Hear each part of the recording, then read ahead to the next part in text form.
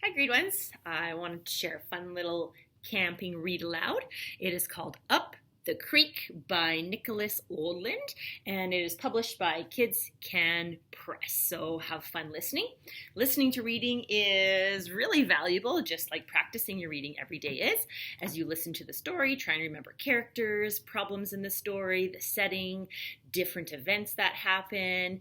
That's all part of your comprehension. Comprehension is, what do you understand about the story? What do you remember? What can you retell from the story? And that's really important to practice. Listening to stories is a really great way to do that. Up the creek. There once was a bear, a moose, and a beaver who were the best of friends, though they often disagreed. And that's okay. One sunny day, the bear, the moose, and the beaver decided to go canoeing. I'm already making a connection to this story because I'm seeing these three friends, and on the weekend I went kayaking on Nicholas Sharon Lake, and that's what this is making me think of. That's a good thing to do as you listen to a story, make connections. The moose wanted to steer, but so did the bear and the beaver. They all sat in the stern. With so much weight in the back of the canoe, it tipped, and they ended up in the water. So they played eeny, meeny, miny, moe, and it was decided that the moose would steer. They all settled back into the canoe and began to paddle.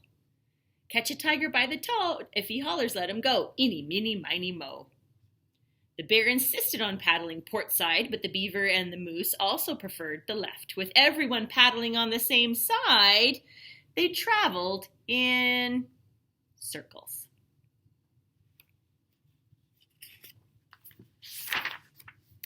Soon their arms grew tired, so they began to switch sides. That's when they finally started to travel in a straight line. But just as they began to make progress, they came to a stop at a beaver dam. They all had different ideas as to how to get across. The beaver wanted to push the canoe, but that didn't work. The moose thought they should pull the canoe. That didn't work either. Fortunately, the bear figured it out. The only way across was to portage. Portage means you need to carry your boat wherever it needs to go. Back in the water, the bear, the moose, and the beaver settled into a rhythm and started to really enjoy paddling along the river. But it wasn't long before they began to argue. They argued so loudly that they didn't notice the current growing stronger or the quiet rumbling in the distance.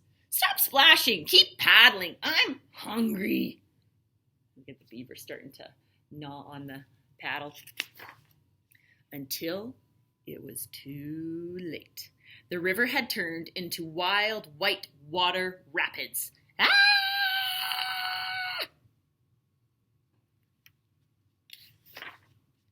Thrown sideways underwater, through the air, and everywhere, the bear, the moose, and the beaver held on for their lives. Exhausted, bruised, and wet, the three friends landed on a rock in the middle of the rapids.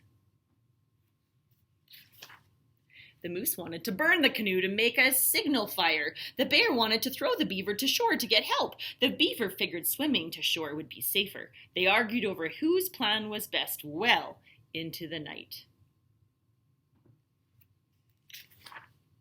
The next morning, it dawned on the bear, the moose, and the beaver that they would have to work together to make it home safely.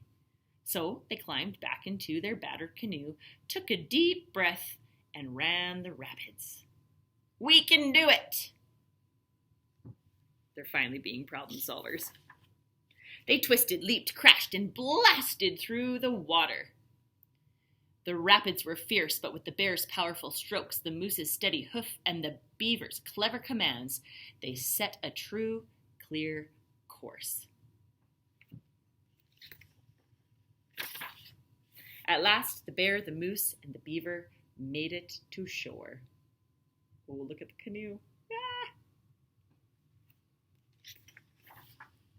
After a much-needed nap, the bear, the moose, and the beaver worked together to repair their canoe and paddles, catch some fish, and cook lunch, and before they tucked into their meal, they all gave thanks for the wildest adventure they had ever had. Rested and relaxed, the bear, the moose, and the beaver were ready to set out for home. After taking a long look at the raging rapids, they decided to walk. And who could disagree with that? So maybe as you were listening, you were making some connections too. Maybe if you've camped before, or your family has a canoe, maybe you've been on a boat, maybe you've tried to learn how to paddle, or your families have let you try before. Hope you enjoyed listening to the story.